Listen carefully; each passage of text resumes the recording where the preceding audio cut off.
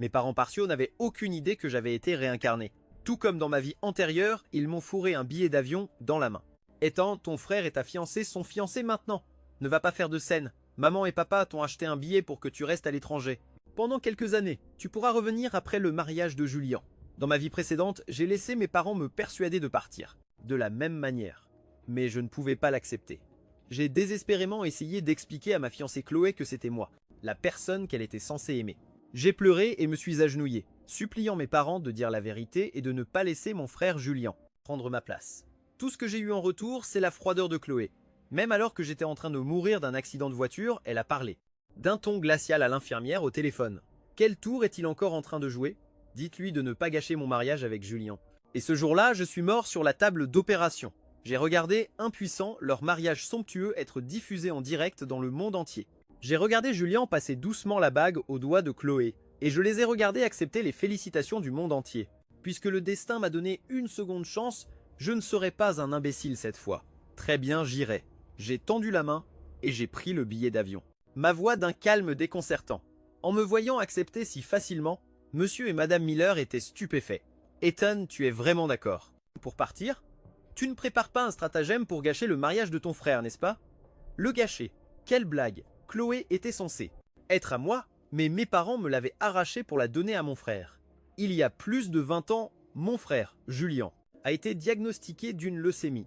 Sans hésiter une seconde, mes parents ont décidé d'avoir un autre enfant. C'est comme ça que je suis né. Le sang de mon cordon ombilical lui a sauvé la vie, mais j'étais condamné à vivre pour toujours dans son ombre. Parce que Julian était fragile et maladif, mes parents l'ont couvert de tout leur amour. En grandissant, j'ai tout abandonné pour lui. Ma chambre, mes amis, ma place en finale du championnat. La seule chose que j'ai refusé d'abandonner, c'était la fille dont j'étais tombé. Amoureux au premier regard, mon premier amour, Chloé Vanderbilt. Elle avait été autrefois l'héritière intouchable de la fortune. Vanderbilt, mais après un accident de voiture survenu après sa fête d'anniversaire, elle s'est retrouvée aveugle et abandonnée par sa famille. Dans un manoir isolé en banlieue, j'ai volé une clé à mes parents à leur insu et j'escaladais le mur tous les jours après. L'école pour lui tenir compagnie. Je viendrai tous les jours, avais-je promis. Dans l'obscurité, ma voix profonde et rassurante est devenue son seul salut. Je ne lui ai jamais dit mon nom, traçant seulement les mots dans sa paume. Appelle-moi Sept, elle. Parcourait les touches du piano du bout des doigts pour jouer pour moi. Et les nuits d'orage, elle pressait mes mains froides contre son cœur pour les réchauffer. La nuit précédant son opération pour recouvrer la vue, elle a embrassé le bout de mes doigts et a juré, quand je pourrai voir, à nouveau. Tu seras la première personne que je regarderai, et alors nous pourrons enfin être ensemble. D'accord? L'opération a duré 12 heures. Mais quand Chloé s'est réveillée, la première personne qu'elle a vue était Julian. Mes parents, en découvrant que Julian avait aussi des sentiments pour Chloé, avaient secrètement mis des somnifères dans mon eau, me faisant dormir pendant un jour et une nuit entière. Puis ils ont menti, lui confirmant que Julian était celui qui avait été à ses côtés toutes ces années, lui permettant ainsi d'usurper mon identité. Chloé ne s'est jamais doutée de rien. Elle et Julian sont sortis ensemble et se sont finalement fiancés, paraissant profondément amoureux. Pendant 3 ans, j'ai essayé d'expliquer d'innombrables fois que c'était moi qui avais été avec elle, que c'était moi, qu'elle était censée aimer. Mais elle ne m'a jamais cru, pas avant le jour de ma mort. J'ai regardé mes propres parents et j'ai trouvé la situation totalement absurde. Vous avez essayé de me faire partir maintes et maintes fois. Maintenant que j'ai finalement accepté, vous ne me croyez pas. Ne trouvez-vous pas ça un peu étrange? Ce n'est pas ce que nous voulions dire. Bien sûr, c'est pour le mieux que vous soyez prêts à partir. Vous partez pour l'Europe dans 2 semaines. Vous pouvez utiliser ce temps pour faire vos valises et mettre de l'ordre dans vos affaires. Craignant que je ne change d'avis, Monsieur et Madame Miller ont rapidement ajouté quelques instructions supplémentaires avant de partir joyeusement. Je me suis retourné et je suis retourné dans ma chambre. Au moment où j'ai fermé la porte, mon téléphone a vibré avec un message de Chloé. 20 h ce soir, Grand Hayat, chambre 10 à 908. J'ai fixé le message, mes doigts se resserrant. Dans ma vie antérieure, j'étais fou de joie de recevoir ce message, pensant qu'elle était enfin prête à entendre mon explication. Mais quand je suis arrivé là-bas, j'ai découvert qu'elle m'avait fait venir seulement pour la regarder avec Julian au lit afin de me forcer à abandonner pour de bon. Je me suis effondré complètement, mais elle a juste dit froidement « Tu vois maintenant, le seul que j'aime, c'est ton frère. » C'est risible de penser à ça maintenant. J'ai pris une profonde inspiration et j'ai répondu « Winter, je serai là. » La porte de la chambre 10 à 908 était entr'ouverte. À l'intérieur, Chloé était dans les bras de Julian. Une atmosphère lourde d'intimité emplissait la pièce. Des préservatifs usagés jonchaient le sol. Quand elle m'a vu debout dans l'embrasure de la porte, Chloé a poussé un petit cri.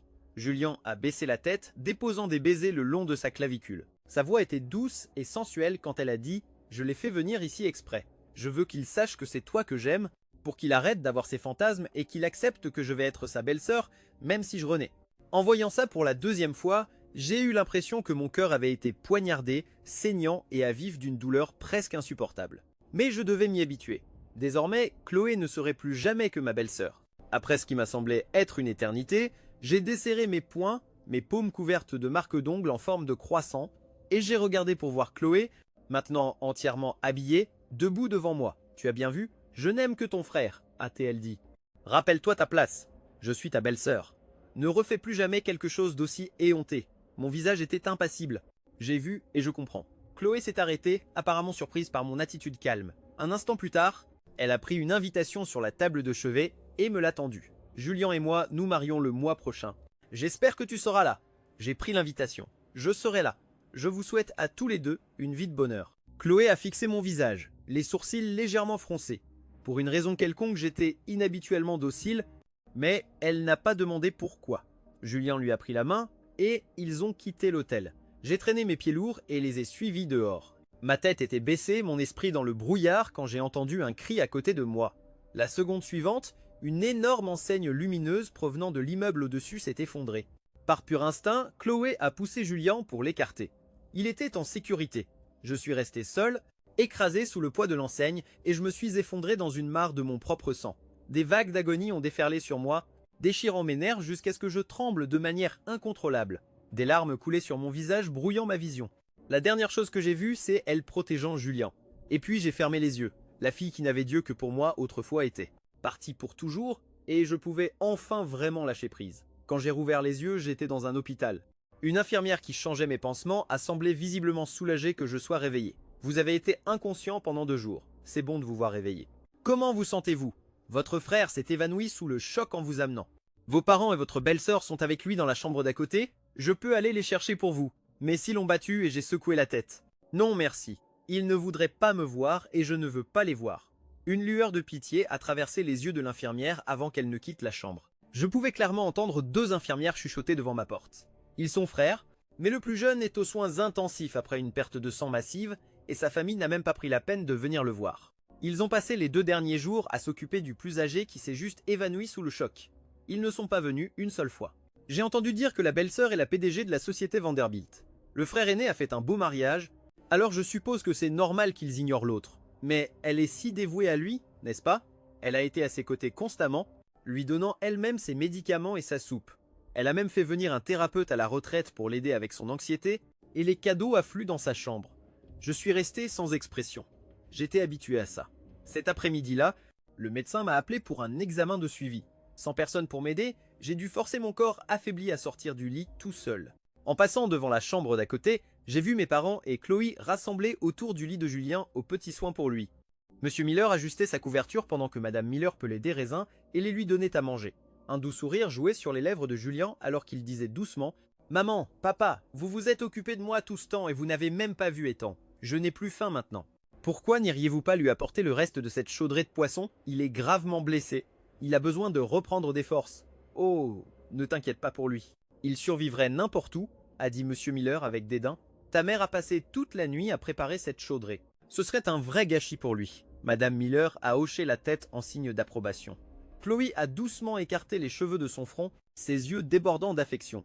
Elle a dit « Tu t'es évanoui à cause du stress et de l'inquiétude. Il a toujours été si froid et sans cœur, sans aucun égard pour vos sentiments de frère. Il a même des vues sur sa propre belle-sœur. Pourquoi t'en faire pour lui ?»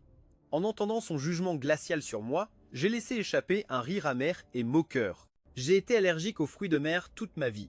Mais comme c'est le plat préféré de Julien, nous en mangions à presque tous les repas. Je ne pouvais pas y toucher, me contentant de riz blanc et de légumes, pour ensuite me faire gronder par mes parents parce que j'étais difficile. En public, Julien a toujours fait semblant d'être un grand frère attentionné. Mais quand nous étions seuls, il se moquait de moi sans relâche, allant parfois jusqu'à me donner des coups de pied et de pied. Après, il courait voir nos parents en larmes, déformant l'histoire pour me faire passer pour le méchant. Sans même demander ma version des faits, il me punissait en me forçant à m'agenouiller dehors sous la pluie toute la nuit. Après ça, j'ai appris à garder mes distances, le laissant avoir tout ce qu'il voulait. Dans ma vie antérieure, Chloé était la seule chose pour laquelle je me sois jamais battu. Et regardez comment ça s'est terminé. Cette fois, je veux juste vivre ma propre vie. Fini les bagarres, fini la compétition et fini l'amour. J'ai terminé mes examens seul et je suis allé à la pharmacie avec mon ordonnance. C'était dans le bâtiment voisin, de l'autre côté d'un petit jardin. Alors que je passais devant une fontaine, quelqu'un m'a bloqué le chemin. J'ai levé les yeux et j'ai vu que Julian était déjà sur pied. Je suppose que tu n'étais pas si gravement blessé finalement, hâté et ricané. Laisse-moi être clair, maman et papa sont de mon côté. Même si tu dis la vérité à Chloé, que c'était toi qui étais avec elle, que c'est toi qu'elle est censée aimer, ça ne changera rien. Tu ferais mieux d'économiser ta salive. J'ai répondu à ses provocations avec une expression impassible. Ne t'inquiète pas, j'en ai fini avec Chloé, tu peux avoir tout ce que tu veux, je te céderai tout. Julian, habitué à ma soumission, parut encore plus suffisant. Tu penses que j'ai besoin que tu me laisses avoir quoi que ce soit. J'ai eu tout ce que j'ai toujours voulu. Tu n'es bon qu'à ramasser mes restes. Tu ne me battras jamais, au grand jamais. Je n'avais aucune envie de m'engager avec lui et j'ai essayé de le contourner. Voyant ma tentative de partir, le front de Julian s'est plissé et il était sur le point de dire autre chose quand une silhouette familière est apparue plus loin. Une idée lui a traversé l'esprit. Il m'a attrapé le bras et m'a entraîné avec lui en sautant dans la fontaine. Aucun de nous deux ne savait nager. Nous nous débattions dans l'eau, hurlant pour demander de l'aide. Le choc a rouvert mes plaies, l'eau devenant rouge autour de moi. Je me suis étouffé lorsque l'eau glaciale a rempli mon nez et mes poumons, me faisant tousser violemment. La douleur était si intense que je n'avais plus la force de lutter et mon corps a commencé à couler. Au moment où j'allais perdre connaissance, j'ai vu Chloé courir vers nous et plonger. Elle a nagé droit devant moi, sans un second regard, sans me tendre la main, et a tiré Julian jusqu'au bord de la fontaine. Julian, les yeux rougis, l'a serré dans ses bras.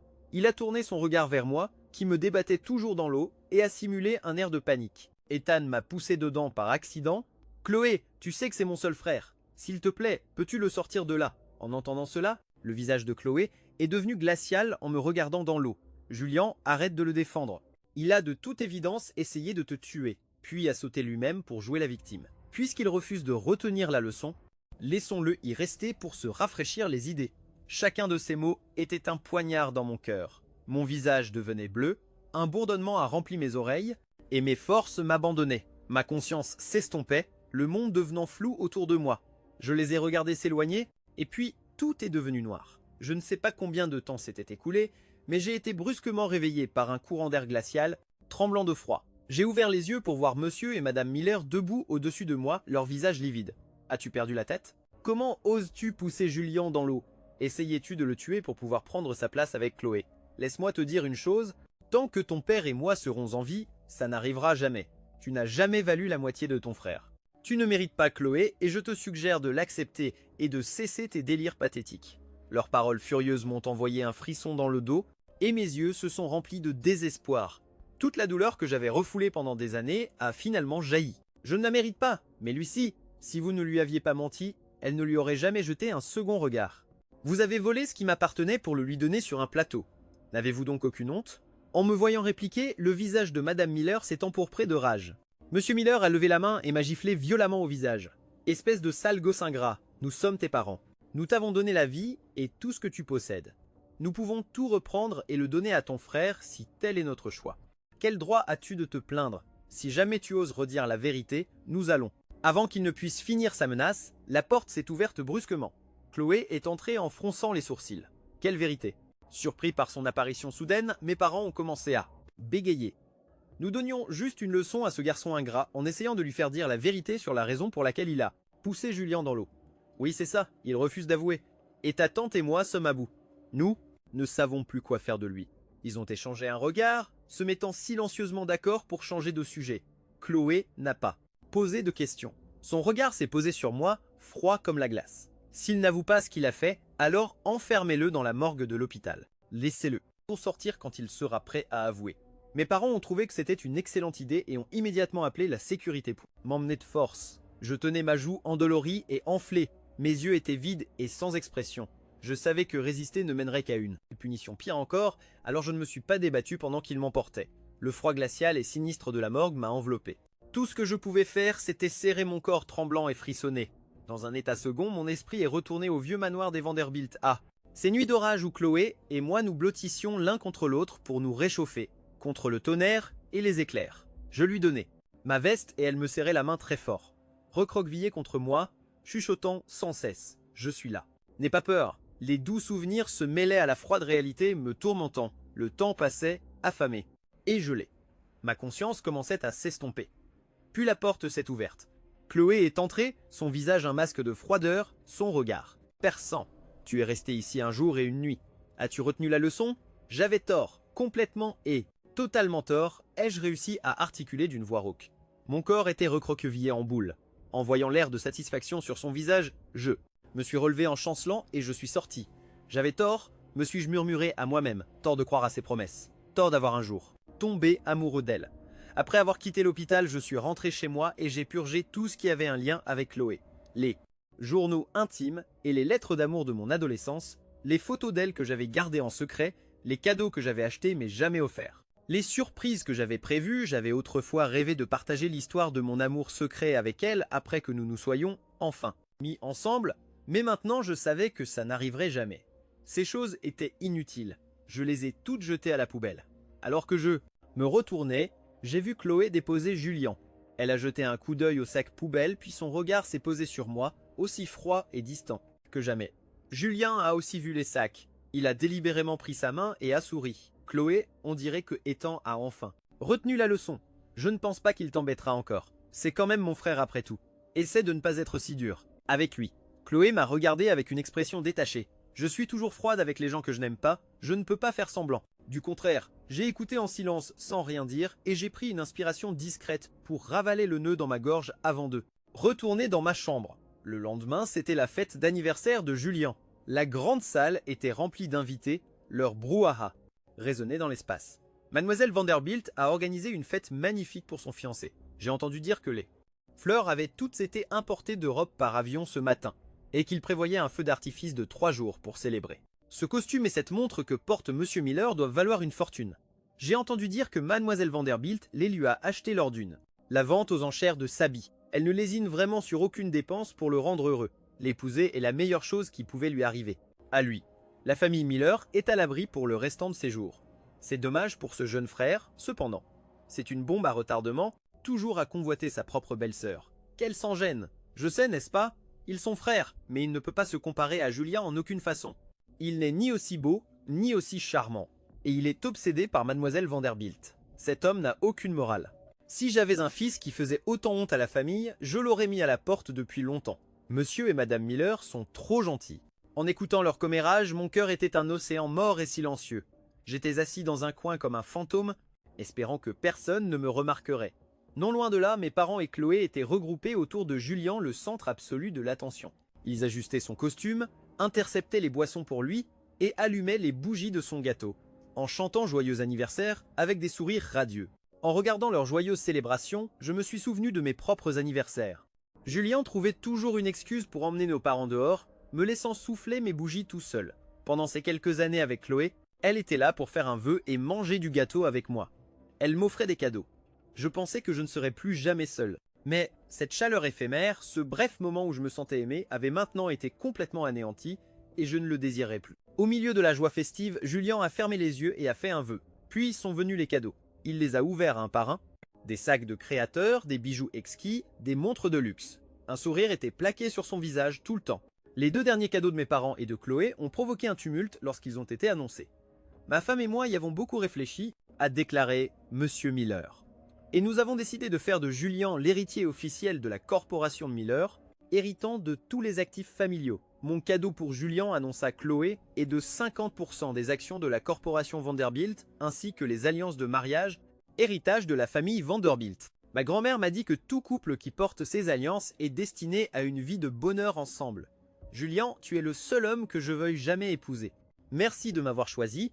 Sous les yeux de tous, Julien a glissé la bague au doigt de Chloé, l'a prise dans ses bras et l'a embrassée. La salle a éclaté en applaudissements et en acclamations. Je regardais depuis l'ombre, le cœur lourd et serré. J'ai enfoncé mes ongles dans mes paumes, désespéré de partir, mais la voix de Julien m'a arrêté. « Ethan, et ton cadeau? Quand comptais-tu me le donner ?» Soudain, tous les yeux dans la pièce se sont tournés vers moi. Je me suis figé, puis j'ai avancé et lui ai tendu le cadeau que j'avais préparé. Julien a commencé à le déballer avec un sourire narquois, prêt à faire un commentaire désobligeant. Mais Chloé, debout à côté de lui, s'est soudainement raidie. Ses yeux étaient rivés sur mon poignet. « Pourquoi as-tu cette montre ?» J'ai levé les yeux, croisant son regard incrédule, et j'ai instinctivement touché la montre à mon poignet. Quand Chloé était aveugle, je savais qu'elle ne pouvait pas me voir, mais je m'assurais toujours d'être sur mon 30 et 1 quand je lui rendais visite. Je portais souvent cette montre. Chaque fois qu'elle me tenait la main, ses doigts en traçaient la forme, et elle me demandait de décrire les pierres précieuses qui y étaient serties. Quand je ne répondais pas, elle m'a attrapé le poignet, sa voix tranchante et pleine d'urgence. « Réponds-moi, pourquoi as-tu cette montre? Qui es-tu » Je n'ai jamais imaginé qu'elle ne reconnaîtrait pas mon visage, mais qu'elle reconnaîtrait ma montre. Une tempête de désémotions complexes s'agitait en moi. J'allais parler, mais Julien m'a coupé la parole. « Ethan, pourquoi as-tu pris ma montre sans me le demander ?» Il s'est approché et a essayé d'arracher la montre de mon poignet, ses ongles s'enfonçant dans ma peau et la faisant saigner. J'ai grogné de douleur et j'ai essayé de retirer ma main, mais il a profité du mouvement pour trébucher théâtralement en arrière. L'expression de Chloé s'est durcie instantanément. Elle s'est précipitée pour soutenir Julien, puis s'est tournée vers moi avec un regard de pur dégoût. « Je vois, donc tu as volé la montre de Julien, et quand tu t'es fait prendre, tu l'as attaqué. Ethan, tu es dégoûtant. » Un frisson m'a parcouru en réalisant qu'elle le croyait sans me donner la chance de m'expliquer. J'ai levé ma main en sang, ma voix empreinte d'une douleur et d'un désespoir que je ne pouvais cacher. « Si tu te souviens si bien de cette montre, n'as-tu jamais remarqué que depuis que tu as retrouvé la vue, tu n'as jamais vu Julien la porter une seule fois? C'est parce qu'il ne savait même pas qu'elle existait. Il n'est pas la personne que tu crois qu'il est. » Avant que je puisse finir mon plaidoyer désespéré, M. Miller m'a giflé en plein visage. Ma vision est devenue noire et j'ai trébuché en arrière, m'écrasant contre l'imposante pyramide de coupes de champagne. Des centaines de flûtes se sont brisées sur moi, me trempant de champagne.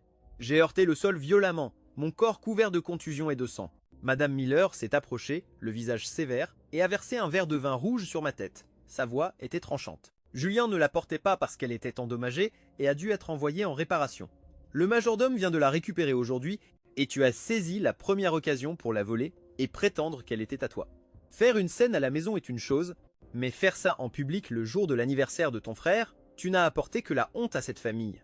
Monsieur Miller a ajouté « Cette montre était le bien le plus précieux de ton grand-père.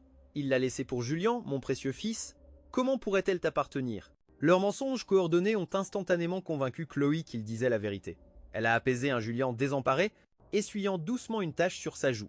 Puis elle s'est approchée de moi, s'est agenouillée et a pris mon poignet meurtri dans sa main.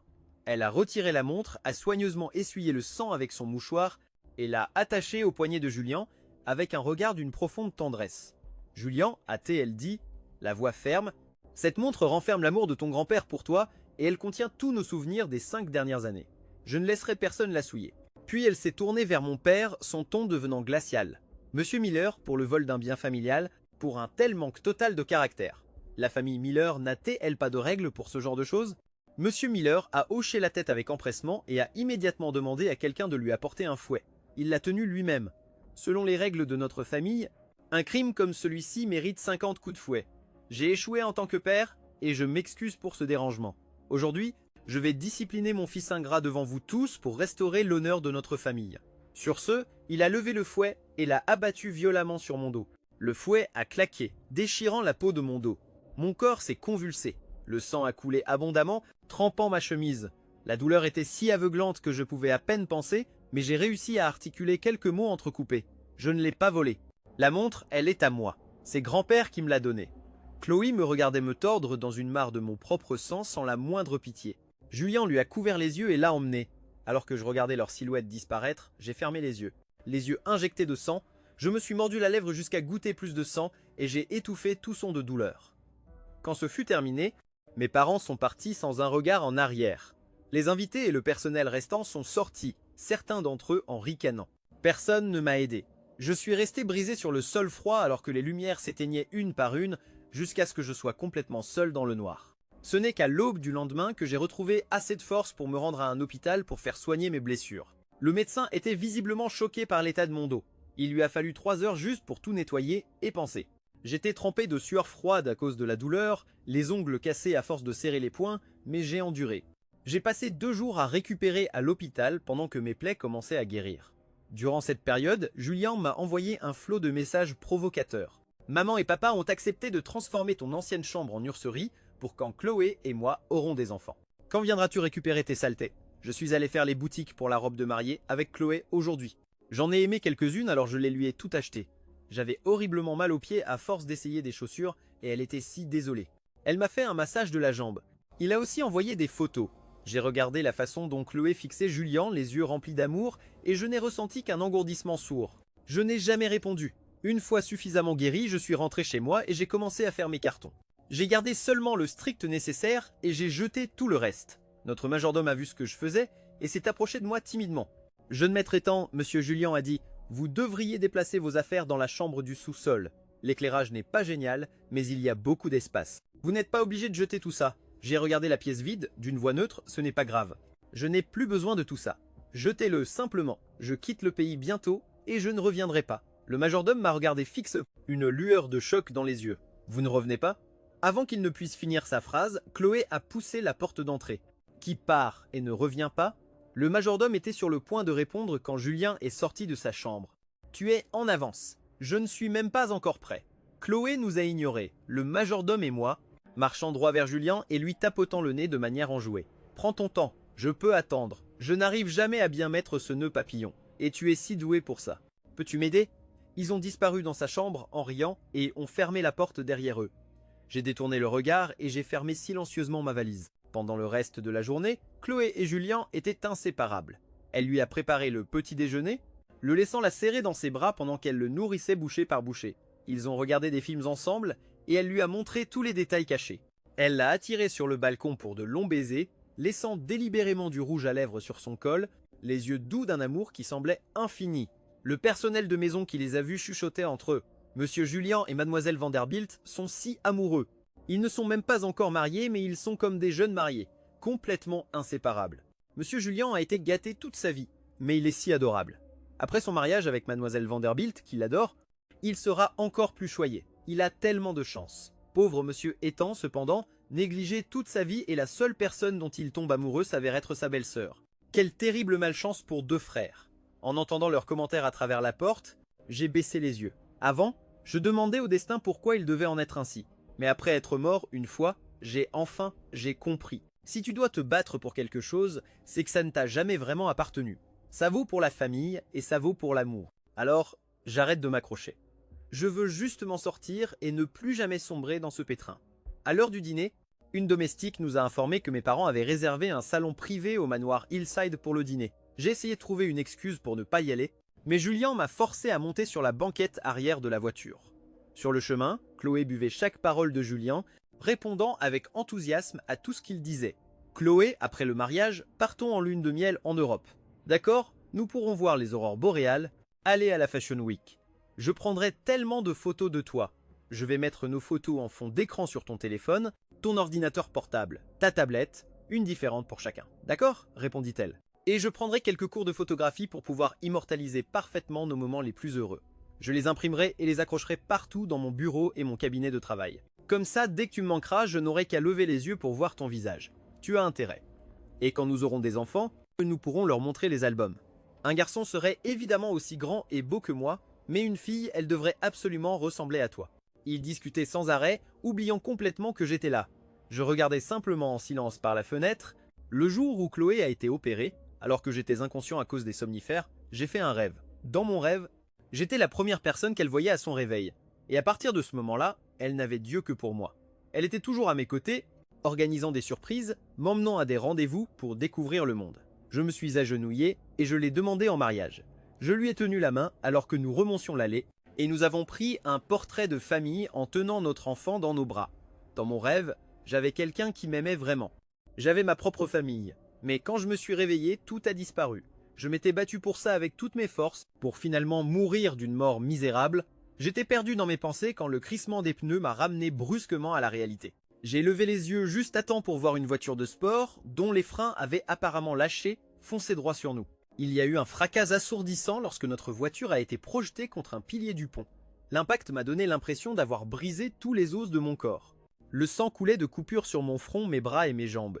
Une douleur fulgurante m'a transpercé, si intense que je ne pouvais même pas reprendre mon souffle. J'ai forcé mes yeux ensanglantés à s'ouvrir et j'ai vu Julien aidant une Chloé terrifiée et tremblante à sortir de la voiture. Les portières étaient défoncées et des flammes commençaient à lécher le coffre. Je me suis mordu la lèvre, la douleur aiguë m'aidant à rester conscient tandis que je traînais mon corps brisé vers la portière côté passager.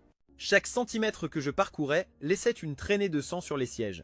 J'avais à peine réussi à ramper à quelques mètres de la voiture quand elle a explosé derrière moi. L'explosion m'a projeté au sol, le regard fixé sur le brasier. Mon sang s'est glacé. Si j'avais eu quelques secondes de retard, si j'avais été assommé par l'accident, je serais mort dans un accident de voiture une fois de plus. 5 minutes s'étaient écoulées entre l'accident et mon évasion. Et pendant tout ce temps, Chloé n'a pas une seule fois regardé dans ma direction. Même avec Julien sain et sauf, l'idée de revenir me chercher ne semblait jamais lui avoir traversé l'esprit. En voyant Julien la serrer dans ses bras et lui murmurer des mots de réconfort, un sourire las et amé a effleuré mes lèvres. Mes forces m'abandonnaient, mes paupières me semblaient lourdes comme du plomb. À travers un brouillard, j'ai entendu des sirènes et la voix pressante d'un ambulancier. Le jeune monsieur Miller est dans un état critique. Il a perdu beaucoup de sang et est inconscient. Mademoiselle Vanderbilt, nous devons l'opérer immédiatement ou il risque de ne pas s'en sortir. Je me fiche de ce qui lui arrive. Je veux juste que Julien aille bien. Il est blessé, lui aussi. Vous devez l'aider en premier.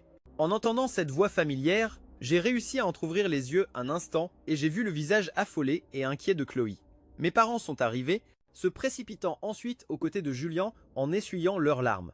Sauvez Julien d'abord, nous l'avons élevé toute sa vie. S'il lui arrivait quelque chose, comment pourrions-nous continuer? Nous sommes leurs tuteurs légaux. S'il arrive quoi que ce soit à Ethan, nous ne tiendrons pas l'hôpital pour responsable. Oubliez-le, seule la sécurité de Julien compte. En les entendant tous choisir Julien sans la moindre hésitation, la dernière lueur d'espoir dans mon cœur s'est éteinte. Une obscurité sans fin s'est engouffrée, m'entraînant dans un abîme. Le même sentiment familier d'impuissance et de panique que j'avais ressenti avant de mourir, la première fois m'a de nouveau submergé. Je n'aurais jamais cru me réveiller à nouveau. L'odeur d'antiseptique a rempli mes narines, et il m'a fallu un long moment pour reprendre mes esprits. Un médecin vérifiait mes signes vitaux, sa voix teintée de soulagement. Nous étions en opération pendant plus de 10 heures. Nous avons failli vous perdre. C'est un miracle que vous soyez réveillés. Mes yeux ont scellé. Merci de m'avoir sauvé la vie, ai-je dit d'une voix rauque. Le médecin a hoché la tête puis m'a regardé en hésitant. Les personnes qui vous ont amené ce jour-là, étaient-ce vos parents? Mes lèvres se sont entr'ouvertes, mais aucun mot n'est sorti. Je n'ai rien dit. Voyant mon expression, le médecin a soupiré et n'a pas insisté. Pendant les 2 jours suivants, je suis resté seul dans cette chambre d'hôpital. Personne n'est venu me rendre visite. Mes parents sont seulement venus le jour de ma sortie, non pas pour prendre de mes nouvelles, mais pour me faire un rappel. Le mariage de ton frère a lieu demain. Puisque tu as accepté de partir, assure-toi d'être parti avant la cérémonie. J'ai hoché la tête face à leur ton détaché. Voyant ma docilité, leurs expressions se sont légèrement adoucies. Contente-toi de t'effacer pour le bonheur de ton frère. Une fois qu'ils seront installés et auront des enfants, nous te ferons revenir à la maison. Nous avons déjà viré l'argent sur ton compte. Prends soin de toi, là-bas. Sur ce, ils se sont empressés d'aller s'occuper de Julien. Je les ai regardés partir, puis j'ai sorti le billet d'avion pour Londres de ma poche et les déchiré en 1000 morceaux. J'ai sorti mon téléphone et j'ai réservé un aller simple pour l'Australie. J'allais leur donner ce qu'ils voulaient. J'allais rendre tout le monde heureux, mais je le ferais en disparaissant de leur monde si complètement qu'ils ne me retrouveraient plus jamais. Après avoir quitté l'hôpital, je suis allé voir un avocat et j'ai fait rédiger un acte de renonciation aux liens parentaux. J'ai signé mon nom sur les pointillés et j'ai placé le document dans une petite boîte. Avec l'acte, j'ai mis une vieille cassette audio à l'intérieur, un enregistrement que j'avais secrètement fait de Chloé me racontant des histoires au manoir. J'avais essayé de le lui faire écouter d'innombrables fois, mais elle ne m'a jamais accordé ne serait-ce qu'une minute de son temps. Puisque je partais pour de bon, il était temps de me débarrasser de ça. Qu'elle l'écoute un jour ou non n'avait plus d'importance pour moi. J'allais disparaître et plus personne ne me retrouverait jamais. Le bruit des préparatifs du mariage en bas m'a tenu éveillé une grande partie de la nuit. Je me suis réveillé tôt, j'ai mangé un petit déjeuner rapide et j'ai mis ma valise dans le coffre de ma voiture. Au moment où j'allais partir, le cortège de voitures du mariage est arrivé. J'ai vu Chloé en sortir, à couper le souffle dans sa robe blanche. Je lui ai fait un petit signe de tête. Pour la première et dernière fois, je l'ai appelée belle-sœur. Elle a semblé surprise un instant. Son regard s'est tourné vers ma voiture et elle a froncé les sourcils. Tu n'as pas besoin de venir au mariage aujourd'hui. Il vaut mieux que tu restes à la maison. Je savais qu'ils avaient peur que je fasse une scène. J'ai secoué la tête et je lui ai tendu la boîte que j'avais préparée. Ma voix était calme, je ne vais pas au mariage et je ne vous dérangerai plus jamais. Félicitations pour votre mariage. Adieu. Sur ce, j'ai tourné les talons, je suis monté dans ma voiture et j'ai fermé la portière. Chloé m'a regardé démarrer le moteur, son cœur s'est soudainement mis à battre la chamade. Elle a eu une envie de m'appeler pour me demander où j'allais, mais avant qu'elle ne puisse parler, Julien, élégant dans son smoking, est apparu à ses côtés.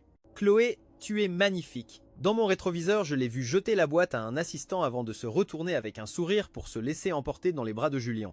Alors que la voiture s'éloignait de la maison, j'ai baissé la vitre et j'ai jeté mon téléphone sur le trottoir. À partir de ce jour, l'ancien éteint était mort. Un nouveau moi aurait un nouvel avenir. Alors que l'avion montait lentement, je regardais par le hublot, perdu dans mes pensées. J'observais la silhouette familière de New York se réduire en dessous de moi, ne ressentant pas la moindre nostalgie, mais un profond sentiment de soulagement. Je quittais enfin le lieu que j'étais censé appeler ma maison. J'avais voulu partir depuis que j'étais tout petit.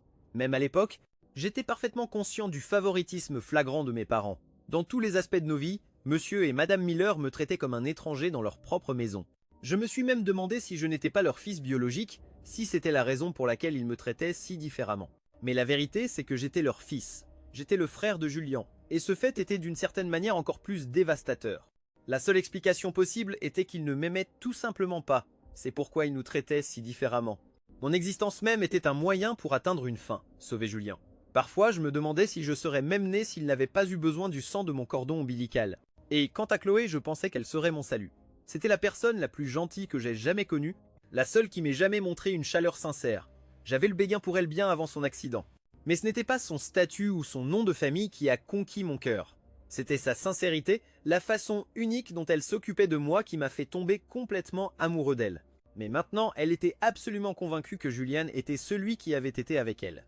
Peu importe combien de fois j'ai essayé d'expliquer pour prouver que c'était moi, elle ne voulait pas le croire. L'avion a traversé une zone de turbulence et la légère secousse a provoqué une pointe de douleur à travers les blessures persistantes de l'accident de voiture. J'ai eu une inspiration brusque. Mes blessures étaient pour la plupart guéries, mais depuis que Julien m'a poussé dans cette fontaine, j'étais devenu extrêmement sensible au froid. Même par temps nuageux, un froid glacial s'installait dans mes os. J'ai tiré la fine couverture de la compagnie aérienne plus près de moi, mais elle ne suffisait guère à chasser le froid qui semblait émaner de l'intérieur. J'étais sur le point de demander une autre couverture à l'hôtesse de l'air quand la femme assise à côté de moi m'a proposé la sienne. Je me suis arrêté, surpris. Je n'en ai pas besoin. Prenez-la. Hâtée, elle dit. Sa voix était douce mais froide, et son chemisier blanc impeccable lui donnait un air sérieux. Elle portait un masque, donc je ne pouvais pas voir clairement ses traits, mais ses yeux étaient d'une beauté stupéfiante, presque troublante. Merci, ai-je dit en acceptant la couverture. J'ai enroulé la seconde autour de mes épaules. J'ai immédiatement eu plus chaud. Le manque de sommeil me rattrapait et j'ai commencé à me sentir somnole. Mesdames et messieurs, nous allons commencer notre descente finale et prévoyons d'atterrir à l'aéroport de Sydney dans environ 30 minutes. La voix claire dans l'interphone m'a lentement tiré de mon sommeil. J'ai réalisé avec un sursaut que j'avais été endormi pendant presque 2 heures. Mon dos et mes jambes étaient raides. Une demi-heure plus tard, j'avais ma valise et j'ai vérifié l'heure sur mon téléphone. Nous avions atterri un peu en avance. J'ai jeté un œil à mon écran de notification vide, une vision familière. Si je devais disparaître de la surface de la Terre, je doutais que quelqu'un le remarque et encore moins s'en soucie. Maintenant que j'étais dans un nouvel endroit, je voulais couper tous les liens avec mon passé. Les gens, les événements, je laissais tout tomber. L'inconnu de l'architecture, les visages divers dans la foule, les regards amicaux des inconnus. Tout cela me semblait rafraîchissant et nouveau. C'était un monde à part des rues où j'ai grandi. Mais je n'avais pas peur. Pour la première fois, je me sentais enthousiaste à propos de l'avenir. J'ai tiré mes bagages jusqu'au trottoir et j'ai vérifié l'adresse que mon nouveau propriétaire m'avait envoyée. Ce n'était pas loin, mais avec mes bagages, une voiture était l'option la plus simple. J'ai ouvert Uber et commandé une course. Le chauffeur est arrivé en moins de 5 minutes. C'était un homme costaud avec une manchette de tatouages colorés sur le bras droit. Il est sorti et a pris mes bagages sans un mot. Sentant ma nervosité, il m'a jeté un regard et m'a demandé si je venais de Corée. J'ai secoué la tête et lui ai dit que je venais de Chine. Son expression s'est immédiatement adoucie. « Tu es chinois aussi ? Le monde est petit. »« D'où exactement ? Je viens du nord-est. » Son accent était un peu étrange, probablement parce qu'il vivait à l'étranger depuis si longtemps, mais entendre une langue familière m'a instantanément mis à l'aise. C'était comme rencontrer un vieil ami dans un pays étranger. Je viens de New York et je répondis avec un sourire. Ça a délié les langues. Il a commencé à me parler de la culture locale et m'a recommandé quelques-uns de ses restaurants préférés et j'ai pris note mentalement de chacun d'eux. Quand nous sommes arrivés à l'immeuble, j'ai payé la course via l'application et j'ai essayé de lui donner un pourboire en espèces. Pas la peine, hâté il dit en le repoussant de la main. Nous sommes compatriotes après tout. Il a posé mes bagages sur le trottoir et est parti en me faisant un signe amical. J'ai senti une chaleur se répandre dans ma poitrine en me dirigeant vers mon nouvel immeuble. La propriétaire, une femme aux cheveux blonds et bouclés, m'attendait. Elle m'a donné les clés, a rapidement énoncé quelques règles de l'immeuble et est partie avant même que je puisse poser une question. Alors que je marchais dans le couloir vers mon appartement, j'ai cru voir une silhouette familière tourner au coin plus loin, mais elle avait disparu avant que je puisse bien voir. J'ai secoué la tête, mettant ça sur le compte de la fatigue. L'appartement n'était pas immense, mais il avait tout ce dont j'avais besoin. La chambre avait un petit balcon et la lumière du soleil y entrait, rendant l'espace chaleureux. Le meilleur de tout, c'est qu'il y avait une petite kitchenette, ce qui m'a ravi. Je n'ai jamais été fan des simples sandwichs ou des salades. Je déteste particulièrement le fromage. Avoir un endroit pour cuisiner mes propres repas était parfait. Comme mes parents ne m'ont jamais accordé beaucoup d'attention, j'avais appris à cuisiner pour moi-même dès mon plus jeune âge. J'étais heureux d'avoir enfin une vraie cuisine. J'ai donné un coup de propre rapide à l'appartement, puis j'ai défait ma valise, j'ai suspendu mes vêtements dans le placard et j'ai soigneusement rangé mes quelques affaires fragiles. Satisfait de mon nouvel espace bien rangé, je me suis lavé et je suis allé me coucher. La sieste dans l'avion n'avait pas, le sommeil a été très réparateur. Quand je me suis réveillé, il était déjà 2 heures de l'après-midi. C'était encore étrange de regarder cette nouvelle chambre. Il m'a fallu une bonne minute pour me souvenir que j'étais en fait en Australie. C'était février, le cœur de l'été à Sydney. J'ai enfilé un t-shirt et je suis sorti sans me soucier de mon apparence. Je voulais juste sentir le soleil sur ma peau. Mon plan était de trouver un restaurant pour un déjeuner tardif, puis de faire quelques courses. Soudain, un arôme incroyable a atteint mes narines et l'eau m'est venue à la bouche. J'ai suivi l'odeur jusqu'à un steakhouse juste au bout de la rue. J'ai commandé leur steak signature en demandant de ne pas mettre les quartiers de pommes de terre au fromage qui l'accompagnait. Quand il est arrivé, j'ai pris une bouchée. Il était tendre, juteux et absolument délicieux. J'ai mangé jusqu'à être complètement rassasié. Ce n'est que lorsque je suis allé payer que j'ai réalisé avec un sursaut que mon portefeuille était dans la poche du pantalon que je portais plus tôt. Juste au moment où la panique commençait à s'installer, une main a tendu une carte de crédit au serveur, indiquant qu'elle paierait aussi mon repas. J'ai levé les yeux, surpris, et j'ai vu que c'était la femme de l'avion. Maintenant qu'elle avait enlevé son masque, je pouvais voir clairement son visage pour la première fois. Elle avait des traits saisissants avec des pommettes hautes et une mâchoire marquée qui lui donnait un air élégant, presque intimidant. Merci, merci beaucoup, ai-je balbutié. Comment puis-je vous rembourser? Ne vous en faites pas. J'ai une carte de fidélité ici, a-t-elle dit, en brandissant une carte dorée. Son anglais était parfait, sans la moindre trace d'accent, ce qui m'a surpris compte tenu de son apparence. Mais c'était un repas cher et j'ai insisté pour la rembourser. Non, vraiment, j'insiste et je dis. Elle s'est tournée vers moi avec une lueur espiègle dans l'œil. Très bien alors, vous m'offrirez une glace la prochaine fois. Chez le glacier en bas de notre immeuble. Je me suis figé. Alors, la personne que j'avais vue dans le couloir plus tôt était vraiment elle. D'accord? Ai-je accepté? La prochaine fois, c'est moi qui paie la glace. Ce n'est qu'après son départ que j'ai réalisé que je ne lui avais même pas demandé son nom. J'ai ressenti une pointe d'agacement contre moi-même pour avoir profité de sa gentillesse sans même une présentation en bonne et due forme. De retour à mon appartement, j'ai attrapé mon portefeuille et je suis ressorti pour faire des courses. Contempler mon réfrigérateur maintenant plein me procurait un étrange sentiment de sécurité. Mon téléphone a vibré. C'était un email de Julien avec plusieurs photos en pièces jointes. Sur la première photo, Chloé portait une robe de mariée blanche de style sirène, souriant doucement à l'appareil photo. Julien se tenait derrière elle, la regardant avec adoration. Ils avaient l'air d'être le parfait couple heureux. Les autres photos montraient une énorme bague en diamant et un portrait de famille avec mes parents. Ma prise sur mon téléphone s'est resserrée. Le motif de Julien était d'une clarté douloureuse, prouvait que Chloé lui appartenait corps et âme. Sous les photos, il avait écrit quelques messages. C'est la robe que j'ai finalement choisie pour Chloé.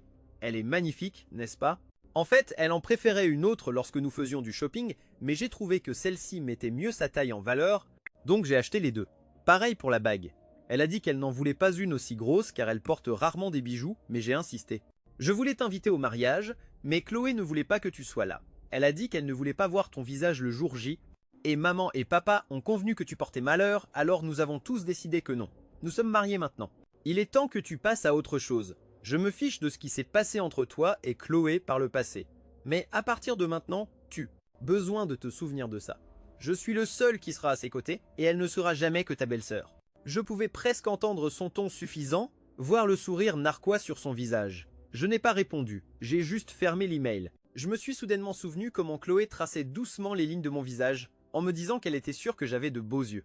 Je lui avais demandé ce qu'elle ferait si, quand elle pourrait voir à nouveau, elle me trouvait laid. Elle avait répondu que peu importait à quoi je ressemblais. Dans son cœur, je serais toujours le plus bel homme du monde. Ces paroles avaient été si passionnées et directes qu'elles m'avaient fait rougir jusqu'aux oreilles. J'avais rêvé d'un avenir avec elle, de l'épouser et de fonder une famille. Même si je savais que je devais la laisser partir, voir ces photos me laissait quand même un goût amer dans la bouche. Mais le passé, c'est le passé. Je ne pouvais plus me permettre d'espérer. Pendant ce temps, au mariage, juste avant le début de la cérémonie, un petit garçon avec un verre de jus de raisin a couru dans la chapelle et a percuté Julian. Le jus violet foncé a éclaboussé tout son smoking blanc. « Mon costume !» s'est exclamé Julian, la voix sèche. « C'est le gosse de qui? Qui l'a laissé entrer ici? Sortez-le !» Chloé a entendu l'agitation et s'est précipitée. Quand elle a vu l'air de pure irritation sur le visage de Julian, elle s'est arrêtée net. Dans ses souvenirs, il était toujours doux, toujours un gentleman. Il ne se mettait jamais en colère comme ça. En voyant ça, cette facette de lui était déconcertante. « Chloé, quand es-tu arrivée? Je ne t'avais pas vue. » Au moment où elle le regarda de nouveau, son expression avait repris son masque doux habituel. Une transformation complète par rapport à l'homme qu'elle avait vu un instant auparavant. « Je t'ai entendu crier. Je suis juste venu voir si tu allais bien, Julian. Je vais bien. Un petit garçon vient de renverser du jus sur mon smoking. C'est tout. Je vais aller me changer. Attends-moi ici. » D'accord. Chloé hocha la tête. Pour une raison quelconque, en le regardant, elle ressentit une étrange sensation de distance, comme si elle regardait un inconnu. Ce n'était pas la première fois qu'elle ressentait cela. Cela arrivait par intermittence, ce sentiment qu'il était en quelque sorte différent de l'homme qu'elle avait connu auparavant. Bien qu'elle ne puisse jamais vraiment mettre le doigt sur la raison, et parfois, quand elle fermait les yeux, le visage qu'elle voyait dans son esprit n'était pas celui de Julian, mais le mien. Une graine de doute fut plantée dans son cœur, mais elle ne pouvait pas l'exprimer. Julian était son futur mari. Elle était ma belle-sœur. Belle-sœur. Elle se souvint soudainement de la façon dont je l'avais appelée ainsi avant de partir. Mon visage avait été si pâle. Je lui avais donné ce cadeau et j'étais parti si vite en voiture. Elle n'avait même pas eu le temps de réagir. La boîte, elle se souvint soudain de la boîte et voulut voir ce qu'il y avait à l'intérieur. Elle prit l'ascenseur jusqu'au parking et fouilla sa voiture. Mais elle n'y était pas. Elle appela son assistante. « La boîte que je vous ai donnée ce matin, où est-elle ?»« Mademoiselle Vanderbilt, vous voulez dire celle que le frère de Monsieur Miller vous a donnée ?» demanda l'assistante d'une voix hésitante. Monsieur Miller a dit que c'était probablement juste un truc sans valeur et m'a dit de le jeter. « Quoi ?» s'emporta Chloé, une vague de colère montant en elle. « Vous vous souvenez où? Trouvez-la et apportez-la moi maintenant. » Tout de suite, madame. L'assistante partit précipitamment. En la regardant partir, Chloé ressentit un étrange malaise. 10 minutes plus tard, l'assistante revint avec la boîte. Juste au moment où elle s'apprêtait à la donner à Chloé, Julian apparut. L'assistante, sentant la situation, s'éloigna discrètement avec la boîte. « Chloé, qu'est-ce que tu fais ici en bas? Je sors juste de la loge. » Et tu avais disparu. Que penses-tu du nouveau costume? Mais l'expression de Chloé s'assombrit. Elle se souvenait distinctement de lui avoir dit un jour qu'elle détestait la couleur violette. Pourquoi diable choisirait-il un smoking violet pour leur mariage? Les questions s'accumulaient dans son esprit, emmêlant ses pensées en un nœud. Il est superbe. La couleur te va bien, dit Chloé avec un sourire qui n'atteignait pas ses yeux. Julian, complètement inconscient, continuait à admirer son reflet dans la vitre de la voiture. La musique d'orgue commença à jouer et l'officiant prit sa place à l'autel. Alors qu'il commençait à parler, le visage de Julian était rempli d'une joyeuse anticipation, mais l'expression de Chloé était sereine, presque vide. Julian lui prit la main pour la conduire à l'autel, mais pendant qu'il marchait, le visage qu'elle voyait dans son esprit était le mien. Elle s'arrêta de marcher, figée sur place. « Chloé, qu'est-ce qui ne va pas, Chloé ?» Julian l'appela plusieurs fois, mais elle ne répondit pas. Il commençait à s'énerver et à être troublé. Les invités commencèrent à murmurer, et l'officiant tenta désespérément de dissimuler la pose gênante. Pris de panique, Julian lui donna une petite poussée du bras, et elle revint finalement à la réalité. L'officiant intervint rapidement, suggérant que la mariée était simplement épuisée par tous les préparatifs du mariage et demandant la compréhension des invités. Ils échangèrent les alliances, tous les deux l'air distraits. Et puis ce fut l'heure de la réception. « Je ne me sens pas bien. Nous pourrons faire le tour des tables plus tard », annonça Chloé, puis se retourna et partit sans se soucier de la réaction de Julian. Il voulait la suivre, mais avec une salle pleine d'invités qui attendaient, il n'eut d'autre choix que de rester et de jouer son rôle d'hôte. Chloé est restée debout toute la nuit pour les derniers détails, alors elle est un peu fatiguée. « Elle reviendra vous saluer tous dans un instant », annonça-t-il en levant son verre. Les invités étaient clairement confus, mais c'était un mariage, alors personne ne dit un mot. De retour dans la loge, son assistante lui tendit immédiatement la boîte. Chloé ouvrit le loquet.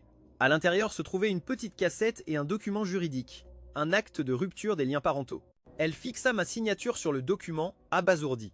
La relation d'Ethan avec sa famille était-elle si mauvaise? Pourquoi voudrait-il les renier légalement?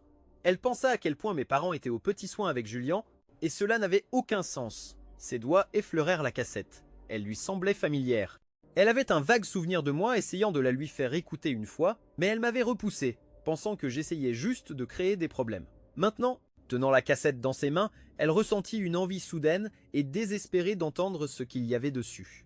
Elle trouva un ordinateur portable avec un lecteur de cassette et l'inséra. Après un moment de grésillement, la voix d'une femme commença à raconter une histoire. La voix claire et mélodieuse provoqua un choc en elle.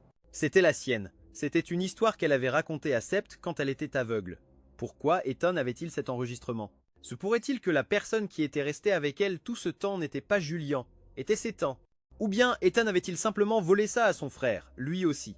Elle sortit immédiatement son téléphone et essaya de m'appeler, mais l'appel n'aboutit pas. Elle prit la cassette et alla trouver Julian. S'il était si certain d'être le bon, alors il saurait ce que c'était.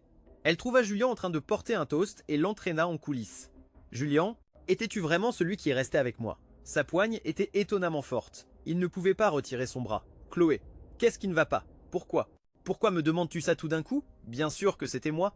Qui d'autre t'aime autant? Tu as été distraite toute la journée ?» dit-il, avec une pointe d'agacement dans la voix. « Alors, te souviens-tu des histoires que je te racontais ?» demanda Chloé doucement. « Bien sûr, je m'en souviens aussi. C'est juste que c'était il y a longtemps. Les détails sont un peu flous. Il n'osait pas la regarder dans les yeux. Elle pouvait voir la panique et la culpabilité écrites sur son visage. Et d'un seul coup, tout devint limpide. Julian était un imposteur. Ethan était celui qu'elle avait cherché pendant tout ce temps. Chloé le fixa, son expression devenant glaciale, et ne dit plus rien. Julian réalisa son erreur et essaya rapidement de se rattraper. Je ne voulais pas dire que je ne m'en souviens pas. C'est juste que toute cette organisation de mariage me fait tourner la tête.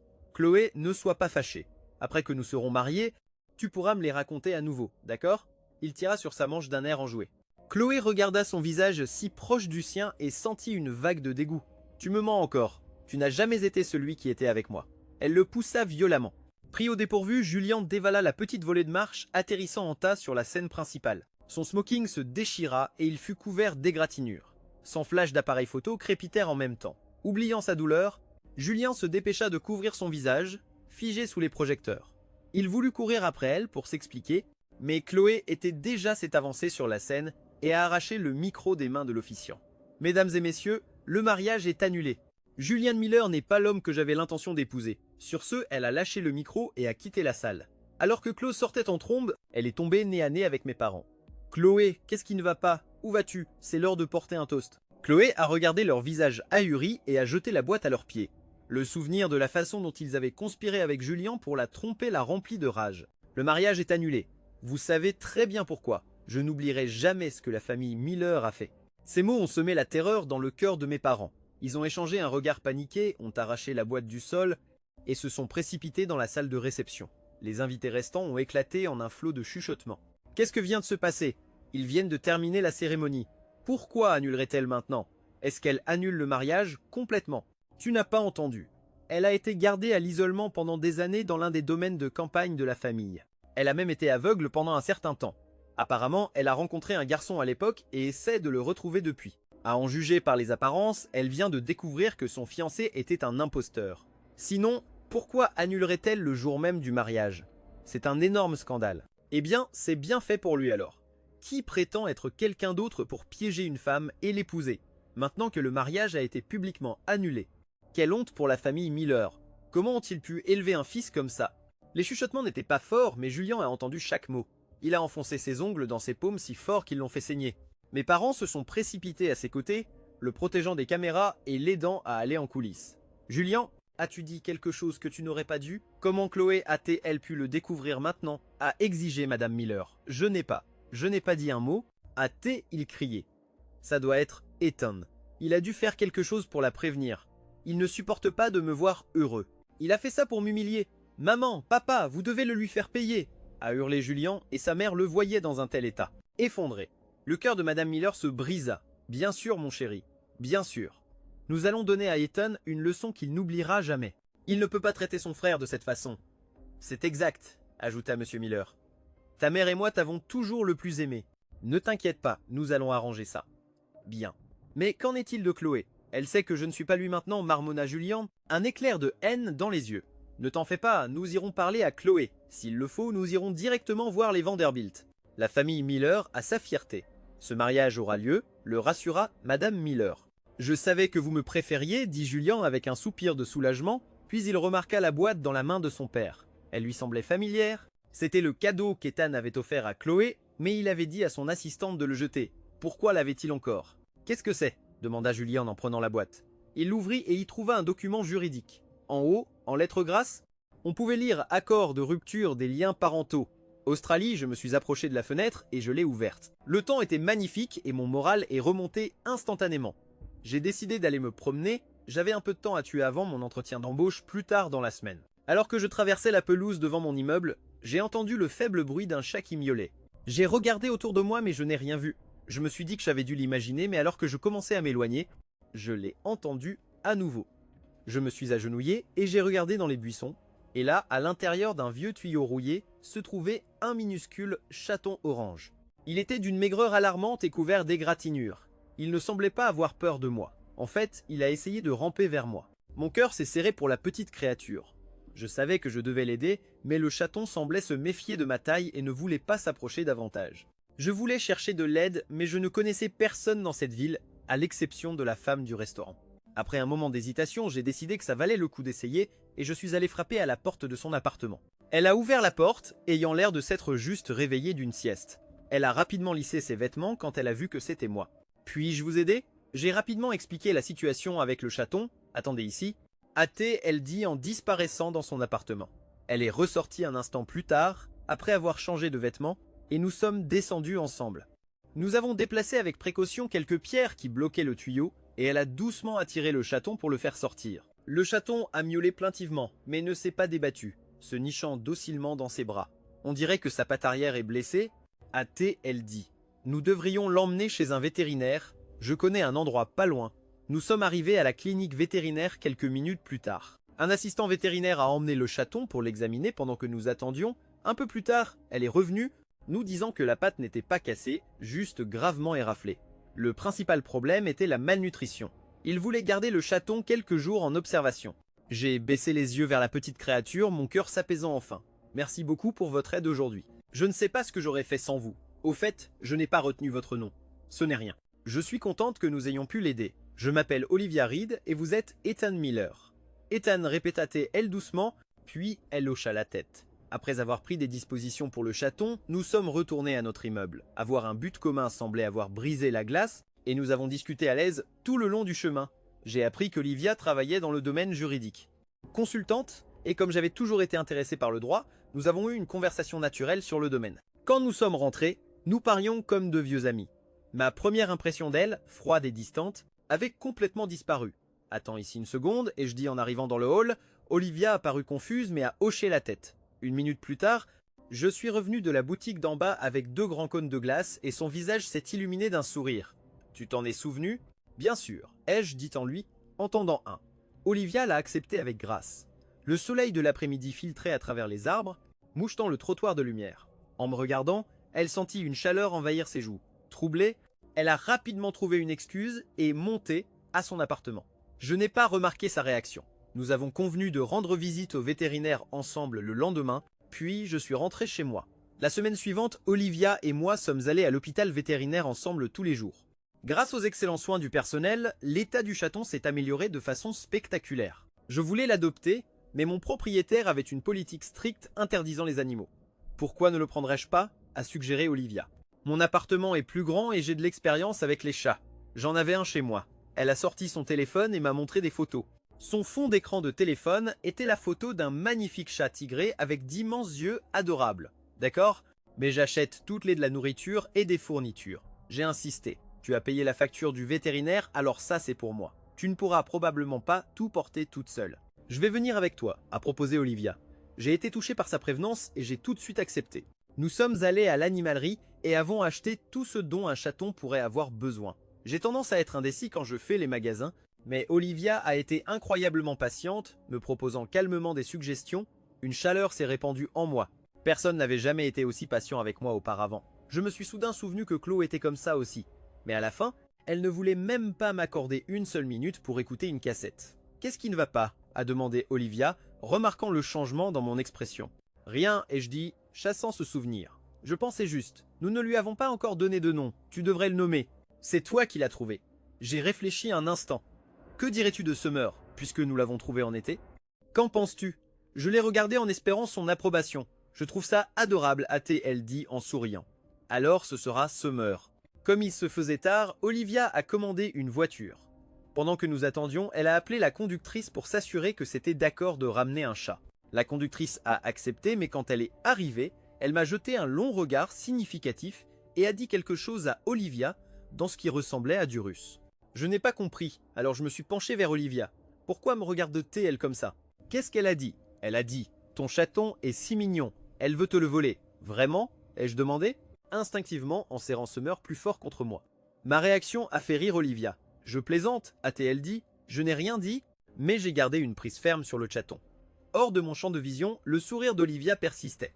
Après avoir laissé Summer à contre-cœur chez Olivia, je suis rentré chez moi et j'ai pris une douche. Mon téléphone a vibré avec une notification. J'y ai jeté un œil, curieux. C'était une alerte d'actualité. Le titre disait « La PDG Chloé Vanderbilt annule son mariage devant l'hôtel. Elle laisse le marié en plan et déclare qu'il n'est pas le bon. » La photo qui accompagnait l'article montrait la scène chaotique sur le lieu du mariage. Mais la première chose que j'ai remarqué, ce sont les tournesols. Il y en avait partout, peints à la main sur les programmes, imprimés sur les cadeaux pour les invités. C'était parce que je lui avais dit un jour que j'adorais les tournesols, que le mariage de mes rêves en serait rempli. Alors elle s'en était souvenue. En parcourant l'article, j'ai eu le souffle coupé. Elle devait avoir écouté la cassette. Mais même ainsi, ça ne changeait rien. Je ne pouvais pas me permettre d'espérer à nouveau. Tout ce qu'elle m'avait fait était encore gravé dans ma mémoire. Rien de ce qu'elle pourrait faire maintenant ne changerait ça.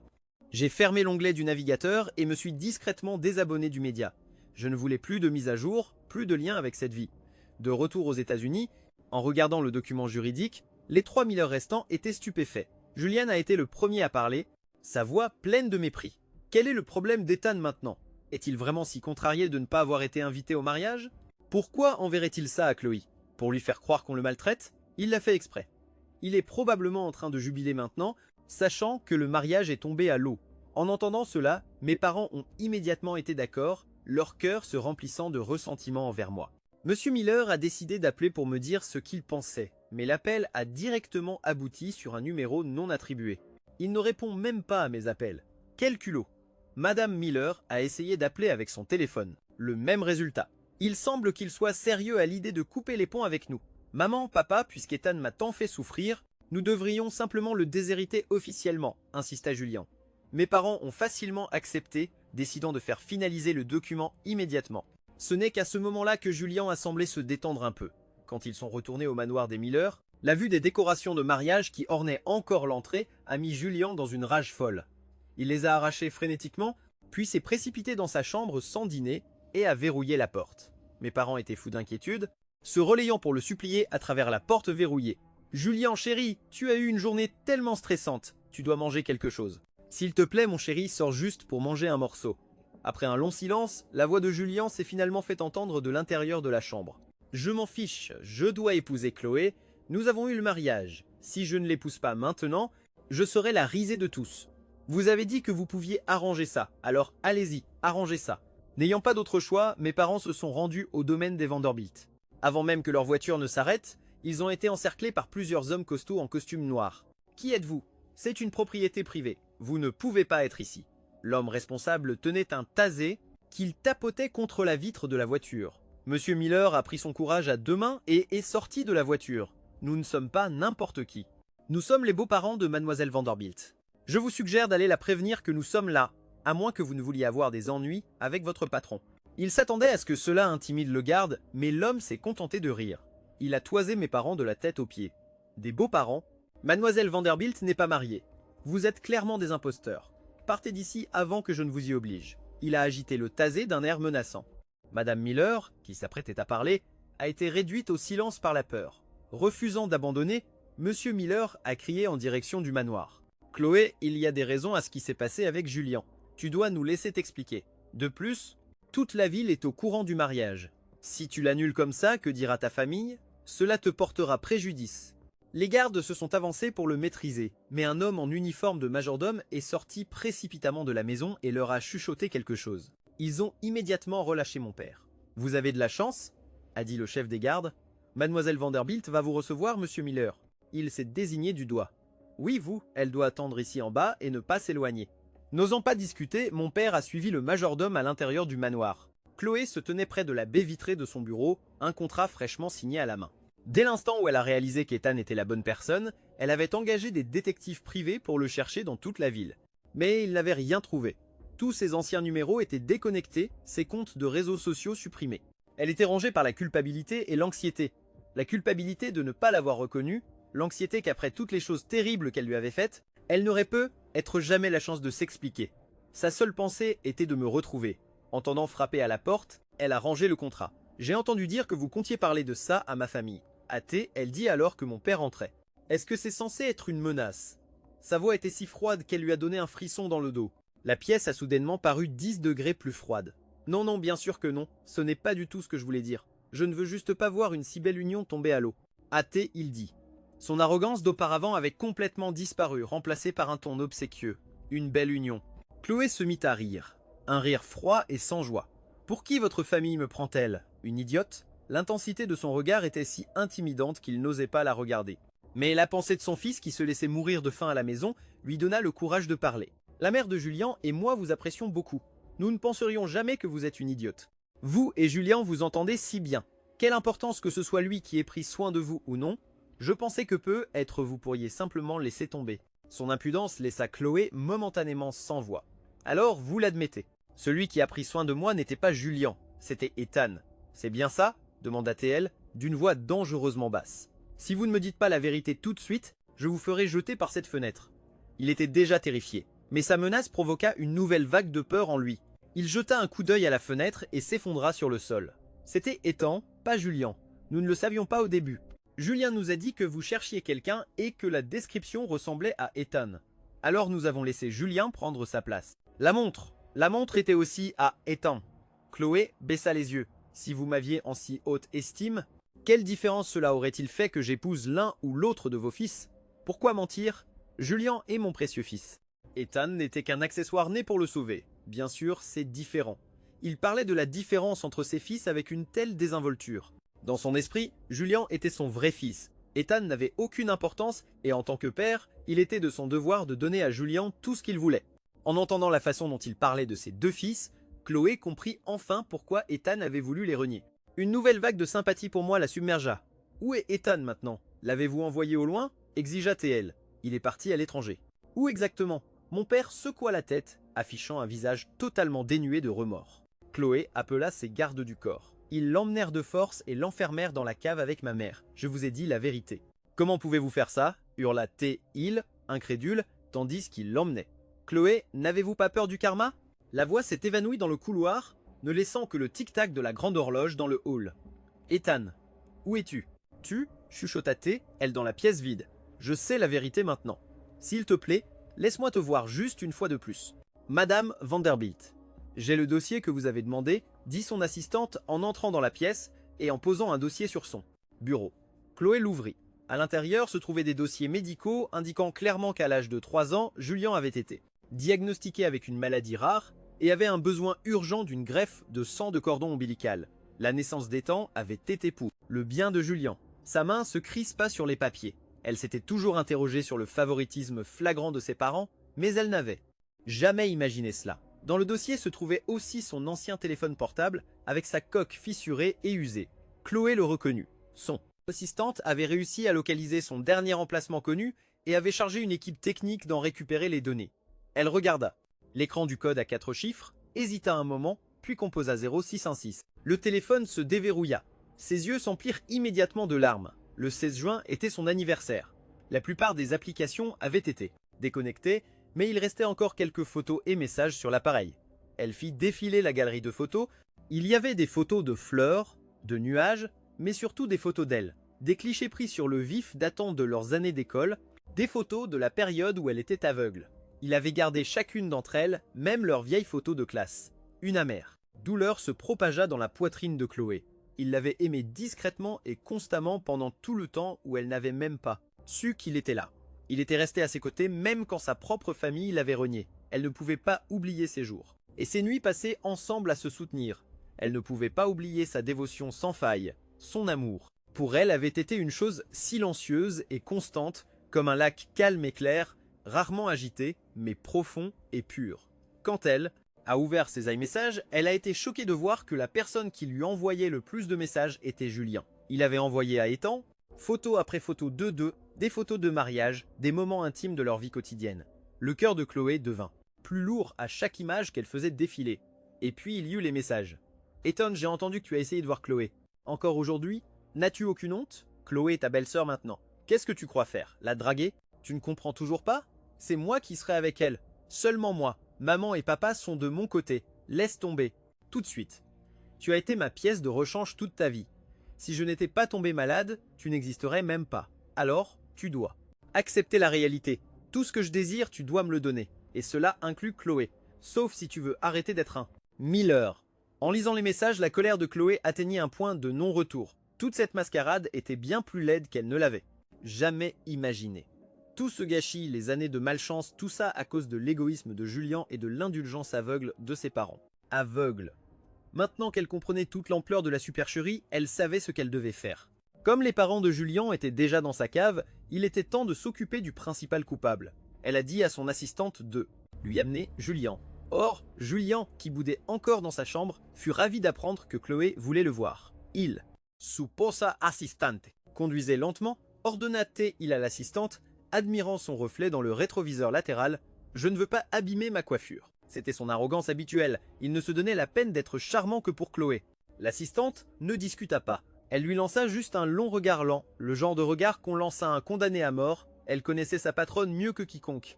Elle savait que Julienne n'allait pas passer une bonne soirée. Quand ils arrivèrent au domaine Vanderbilt, Julian fut agacé que personne ne vienne lui ouvrir la portière. Il l'ouvrit lui-même et au moment où il sortit, il fut saisi par derrière. Une épaisse cagoule noire fut enfilée sur sa tête. La terreur s'empara de lui. « Qui êtes-vous ? Lâchez-moi » il hurla, sa voix étouffée par la cagoule. « Je suis le mari de Chloé Vanderbilt. Vous ne pouvez pas me faire ça. » L'un des hommes qui le tenait lui donna un violent coup de pied dans le tibia. La ferme grogna-t-il. « Si tu veux vivre, tu te tais. » Julian se tut immédiatement. Après ce qui sembla une éternité, il se sentit jeté dans une petite pièce étouffante où l'air était rare. Puis la cagoule fut arrachée de sa tête. Il regardait Chloé. Julian recula devant elle. « Pourquoi as-tu si peur de moi ?» demanda-t-elle, d'une voix douce. « À moins que tu aies quelque chose à te reprocher. » Elle lui attrapa le menton, le forçant à la regarder. La culpabilité l'envahit. « Chloé, c'était toi. Pourquoi m'as-tu fait attacher ?»« Pourquoi? Tu n'as vraiment aucune idée, demanda-t-elle. Elle s'apprise sur sa mâchoire se resserrant. Une vive douleur lui transperça la mâchoire. Et il gémit. Elle le relâcha lentement. « Tu vas continuer à jouer avec moi, Julian? As-tu oublié ce que tu as fait ?»« Où est Ethan? Sais-tu où il est ?» À la mention de mon nom, Julian commença à bégayer. Il toussa puis dit « Ce sont mes parents qui ont organisé son voyage. Comment saurais-je où il est allé ?» Son expression resta calme. « Tu ne sais pas? Alors peut-être que ceci te rafraîchira la mémoire. » Elle jeta mon ancien téléphone sur ses genoux. Il se précipita pour le ramasser. Quand il vit les messages qu'il m'avait envoyés, son visage devint blême. Il se mit à balbutier « Je n'ai envoyé ces messages que parce que je voulais qu'il te laisse tranquille. »« Je t'aime, Chloé. Même si tu as fait une erreur, nous sommes quand même mariés, n'est-ce pas? Alors tu l'admets. C'est toi qui as chassé Ethan. » Ces mots lui firent réaliser son erreur. Il plaqua une main sur sa bouche, mais la panique dans ses yeux le trahissait. Chloé ne put contenir sa rage plus longtemps. Elle fit signe à un garde qui s'avança et gifla violemment Julian. Sa joue commença immédiatement à enfler et un filet de sang apparut au coin de sa bouche. « Toute ta famille a conspiré pour me mentir. Tu as chassé Ethan et tout le reste. La fontaine, l'accident, c'était toi aussi, n'est-ce pas? Comment peux-tu être si cruel, Julian? C'est ton frère. » Elle devenait de plus en plus agitée, attrapant tout ce qui était à sa portée et le jetant sur lui. Attaché, il était incapable de se défendre. Voyant sa fureur, Julian décida qu'il n'avait plus rien à perdre. « Tu penses que je suis cruel, Chloé? N'oublie pas que tout ce que j'ai fait, je l'ai fait avec ta bénédiction.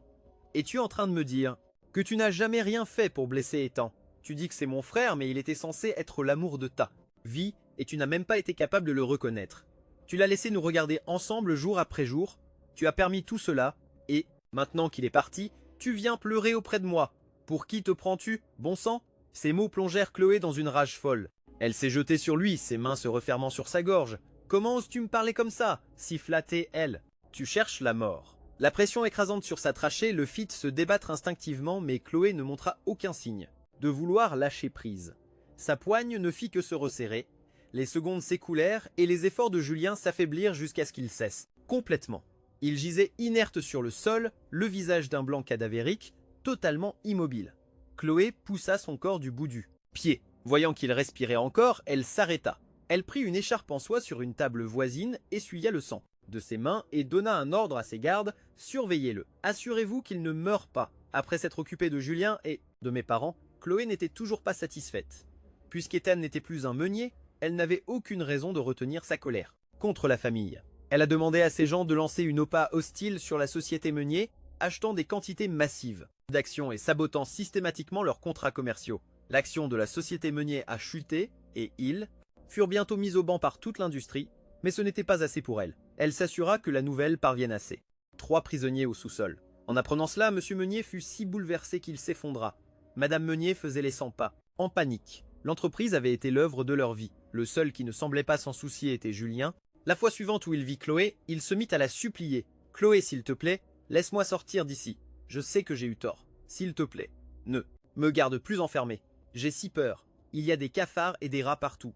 Je crois qu'ils me mordent. S'il te plaît, laisse-moi partir. » « Te laisser partir ?» demanda Chloé, la voix pleine de mépris. « D'accord, mais un seul d'entre vous peut partir. Toi ou tes parents. Tu choisis. Moi. Laissez-moi sortir. » « Bien sûr !» cria Julien sans une seconde d'hésitation. « Ils sont vieux. Je suis encore jeune. D'ailleurs, toute cette histoire était leur idée. Ça n'avait rien à voir avec. Dis-moi. Tu peux enquêter, Chloé.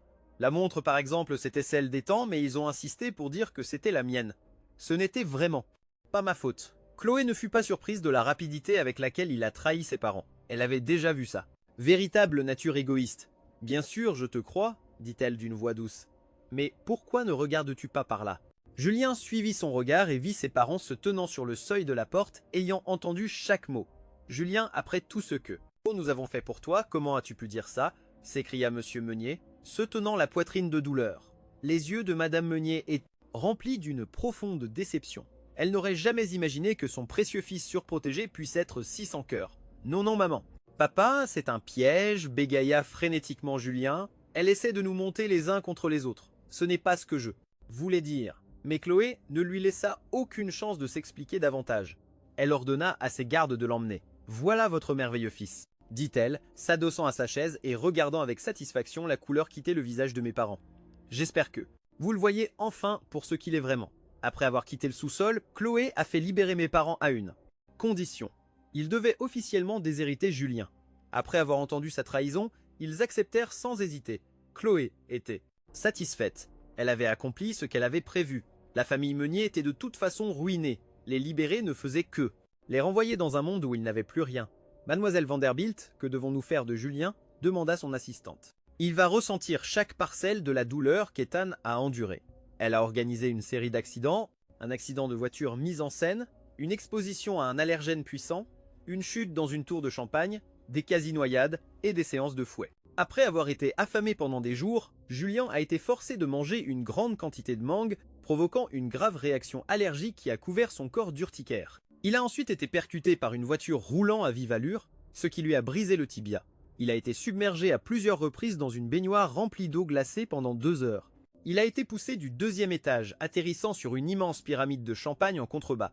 Les éclats de verre se sont incrustés dans sa peau. Il était fouetté 3 fois par jour. À travers tout cela, les supplications de Julien se sont lentement transformées en un silence engourdi. Chloé ne ressentait aucune pitié. Ce n'est qu'après qu'un médecin a confirmé que Julien avait subi un effondrement psychotique complet qu'elle l'a fait transférer dans un hôpital psychiatrique. Sa seule instruction au personnel était de le maintenir en vie. Au-delà de ça, elle se fichait de ce qu'il faisait. Le directeur a parfaitement compris et a promis de très bien s'occuper de lui. Dans les jours qui ont suivi, quand Chloé ne coordonnait pas les recherches pour me retrouver, elle passait son temps dans le vieux manoir de banlieue. En tant que paria, on lui avait donné la propriété la plus négligée avec un toit qui fuyait et une humidité constante dans l'air. Mais elle y trouvait du réconfort.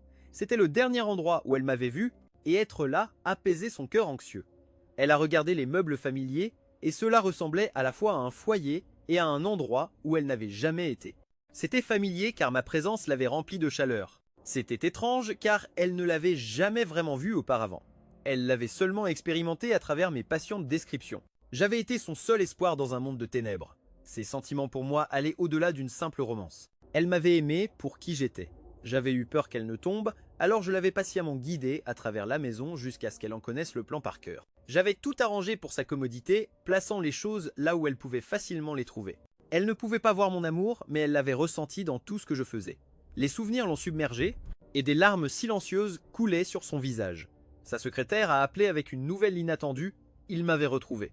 J'étais en Australie, me préparant pour un entretien avec une agence de design. Une nouvelle vague d'anxiété a envahi Chloé.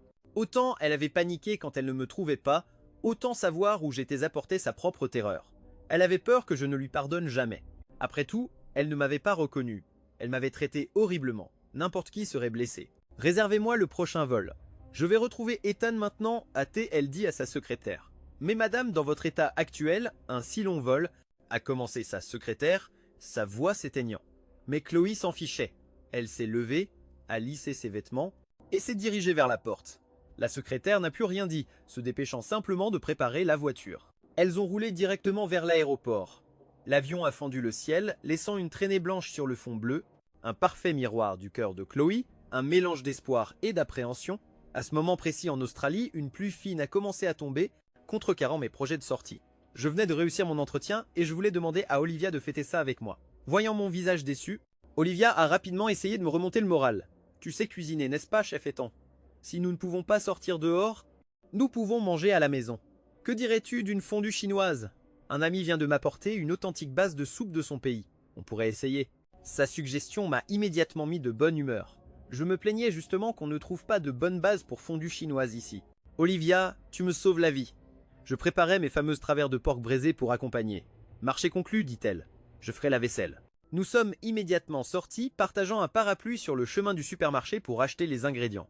Alors que nous marchions, une Jeep est passée à toute vitesse, projetant une énorme gerbe d'eau boueuse depuis une flaque. Par instinct, j'ai attiré Olivia, qui était, du côté extérieur, dans mes bras pour la protéger.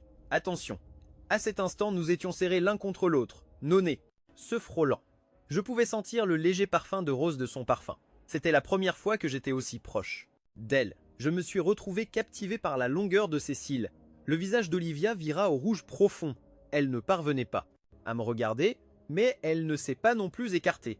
Ethan chuchota « t'es elle ». Sa voix me ramena à la réalité. Je reculai rapidement, le cœur battant, et j'essayais d'agir de manière décontractée. Le supermarché est juste devant. Nous devrions nous dépêcher avant que la pluie ne s'intensifie. Olivia ne dit pas un mot, se contenta de marcher à mes côtés, tenant le parapluie, au-dessus de nous deux. Une petite partie d'elle était contente que son propre parapluie se soit cassé juste avant qu'elle ne quitte son appartement. Quand nous sommes sortis du supermarché, la pluie s'était arrêtée. Nous sommes rentrés lentement à la maison, portant nos sacs de courses, profitant de l'air frais et pur. Et c'est là que je l'ai vu, une silhouette familière debout devant notre immeuble. Le sourire a disparu de mon visage. Je n'aurais jamais imaginé que Chloé serait celle qui me trouverait, qu'elle ferait vraiment tout ce chemin. Olivia, toujours aussi observatrice, a immédiatement remarqué le changement dans mon attitude. Elle a suivi mon regard vers la femme qui se tenait un peu plus loin et s'est instinctivement placée devant moi. Le visage de Chloé, qui avait été rempli d'un espoir anxieux, s'est durci au moment où elle a vu Olivia à mes côtés. En se rapprochant et en voyant le visage d'Olivia, son expression s'est transformée en pure fureur. Elle a marché d'un pas décidé vers nous, et je me suis rapidement interposé entre elles. « Qui êtes-vous » a demandé Chloé à Olivia. « Je crois que c'est plutôt à moi de poser la question » a répondu froidement Olivia. Chloé était furieuse d'être bloquée, mais elle m'a jeté un coup d'œil et a semblé se retenir. Olivia l'a ignorée et s'est tournée vers moi. « Ethan, tu la connais ?» J'ai hoché la tête. Une lueur d'inquiétude a traversé le visage d'Olivia. « Ce n'est rien. Allons-y, ai-je dit en commençant à m'éloigner. Ne fais pas attention à elle. Ethan, s'il te plaît, est-ce qu'on peut juste parler ?» a supplié Chloé. J'ai hésité. Olivia avait probablement déjà compris notre relation. Elle voyait bien que ça ne se réglerait pas facilement. Tu devrais sans doute lui parler, a-t-elle dit doucement. Je t'attendrai un peu plus loin. J'ai hoché la tête et elle m'a pris les sacs de course, s'éloignant un peu plus bas dans la rue pour nous laisser de l'espace. Nous avions échangé tout cela sans même regarder Chloé une seule fois, comme si elle était une parfaite inconnue. Je me suis finalement tourné pour lui faire face. Chloé, il n'y a plus rien à dire. Tu as choisi Julien. Tu dois laisser le passé derrière toi. Ma voix était froide et distante, et je l'ai vu tressaillir. Cela faisait longtemps que nous n'avions pas parlé correctement. Dans ses souvenirs, je n'avais toujours été que doux avec elle. Elle n'avait jamais vu cette facette de moi. Ethan, je sais que j'ai eu tort, a-t-elle commencé, la voix tremblante. J'aurais dû te reconnaître. Peux-tu me pardonner? Je sais que tu es blessé à propos d'eux. Julien et moi, mais j'ai payé pour mes erreurs. J'ai découvert tout ce qu'ils t'ont fait, et je le leur ai fait payer au centuple. S'il te plaît, est-ce qu'on peut juste être ensemble maintenant? Tu m'as tellement manqué. Sa voix était faible et suppliante, tremblant d'une émotion qu'elle ne pouvait contrôler. Elle était vraiment pleine de remords. Depuis qu'elle avait appris la vérité, elle avait ressenti un vide immense dans sa vie. Après des semaines de recherche, elle m'avait enfin trouvé, et tout ce qu'elle voulait, c'était de combler la distance entre nous. Ses yeux étaient écarquillés, remplis d'un espoir désespéré. Je n'ai pas répondu tout de suite, j'ai simplement soutenu son regard. Quelque chose dans mon expression l'a fait vaciller, et elle a détourné le regard, incapable de croiser le mien. Après un long silence, j'ai finalement parlé. Chloé, savais-tu que je suis amoureux de toi depuis le lycée? Le temps que nous avons passé ensemble, ce sont les souvenirs les plus précieux de ma vie. Ils étaient si parfaits qu'ils semblaient presque irréels. J'ai continué d'espérer que tu saurais que c'était moi, ou que tu me donnerais juste une minute pour m'expliquer, mais tu ne l'as jamais fait. J'ai eu beaucoup de temps pour réfléchir, et j'ai décidé de laisser le passé derrière moi. Ethan, a commencé Chloé, le visage marqué par le désespoir. Elle voulait dire quelque chose, n'importe quoi, mais les mots ne venaient pas. Chloé, au moment où j'ai décidé de te laisser partir, je me suis promis de ne pas regarder en arrière. Je t'ai aimé, mais ce n'est plus le cas. Il n'y a pas d'avenir pour nous. S'il te plaît, arrête de me chercher. Sur ce, je me suis retourné et je suis parti. Chloé m'a regardé marcher vers Olivia, une vague de regrets écrasant l'envahissant. Avant de venir en Australie, elle avait imaginé ce moment 1 millier de fois. Elle avait pensé que tant qu'elle pourrait me récupérer, rien d'autre n'importerait. Mais là, je lui disais en face que je ne l'aimais plus. Son cœur a eu l'impression d'être plongé dans la glace. Après ce jour, je n'ai plus jamais revu Chloé. J'ai entendu dire qu'elle avait vendu son entreprise et avait disparu. Personne n'a jamais su où elle était allée. Mes parents ont essayé de me contacter plus tard, mais je n'ai jamais répondu. J'ai juste renvoyé par la poste les papiers de rupture finalisés. Ce serait mentir de dire que ça ne m'a pas du tout affecté, mais je n'avais aucune intention de leur reparler un jour. Cette partie de ma vie était terminée. 1 an plus tard, j'avais mon propre petit studio de design et un cercle d'amis proches qui partageaient ma passion. C'était plus de travail que mon ancien emploi en entreprise, mais je vivais enfin mon rêve et je ressentais un profond sentiment de satisfaction. Le jour de l'ouverture officielle de mon studio, je suis allé chercher Olivia pour fêter ça, mais elle n'a pas répondu à sa porte. J'ai essayé d'appeler son téléphone, mais je suis tombé directement sur sa messagerie vocale. J'ai appelé encore et encore, mais elle n'a jamais décroché. Puis une alerte d'information est apparue sur mon téléphone. Une Pagani noire avait été impliquée dans une collision à grande vitesse. Le conducteur avait été tué sur le coup. Mon cœur s'est arrêté. Pour son 25e anniversaire, j'avais acheté à Olivia une Pagani noire. Sans lire la suite, j'ai sauté dans un taxi et j'ai filé sur les lieux de l'accident. Je n'avais jamais ressenti un tel sentiment de panique. À chaque feu rouge, je priais. Quand je suis arrivé, la zone était déjà bouclée par un ruban de la police. J'ai essayé de passer, mais un officier m'a arrêté. J'ai expliqué que je connaissais le propriétaire de la voiture, que j'avais besoin de voir. L'officier m'a demandé quelle était ma relation avec le conducteur. C'est ma compagne, et je lâchais. L'officier a semblé confus un instant, puis m'a montré la carte d'identité du conducteur pour confirmation. L'homme sur la photo avait la soixantaine, un trafiquant de drogue connu qui avait apparemment fait une crise cardiaque au volant. Le soulagement, le choc était si violent que mes jambes se sont dérobées et je me suis effondré sur le trottoir. Olivia, lorsqu'elle a reçu l'appel de la police, était complètement confuse. Ce n'est qu'en arrivant sur les lieux et en voyant la Pagani détruite qu'elle a compris. Elle s'est précipitée vers moi et m'a pris dans ses bras. « Tout va bien, Ethan », a-t-elle murmuré. « je suis là pour toi ». Ma vision s'est brouillée de larmes en la regardant. « Où étais-tu » me suis-je écrié. « Je te cherchais partout. J'étais si inquiet. »« Je te préparais une surprise », dit-elle doucement. « J'allais te proposer de sortir avec moi aujourd'hui. »« Dans ton nouveau studio ?» ai-je demandé, la voix chargée d'émotion. « Comment le savais-tu » Les caméras de sécurité, ai-je avoué. Elle s'est tapé le front d'un air enjoué. Elle les avait oubliés. Je l'avais vu tout préparer plus tôt, mais j'avais fait semblant de ne rien remarquer pour ne pas gâcher sa surprise. « Alors, quelle est ta réponse » a-t-elle demandé, en sortant une petite boîte de sa poche et en l'ouvrant pour révéler une bague. Je l'ai regardé, surpris. Je pensais que tu me demandais de sortir avec moi, pas que tu me demandais en mariage. Ça revient au même, dit-elle en haussant les épaules. J'allais te le demander un jour ou l'autre de toute façon. Sa certitude, sa confiance en nous ont fait monter de nouvelles larmes à mes yeux. J'étais submergé par l'émotion, à la fois touché et incroyablement heureux. Je vais devoir y réfléchir. Ai-je taquiné. Prends tout le temps dont tu as besoin, a-t-elle répondu en souriant. Le soleil a percé les nuages, la baignant d'une lumière chaude. J'ai senti le vide dans mon cœur commencer enfin à guérir.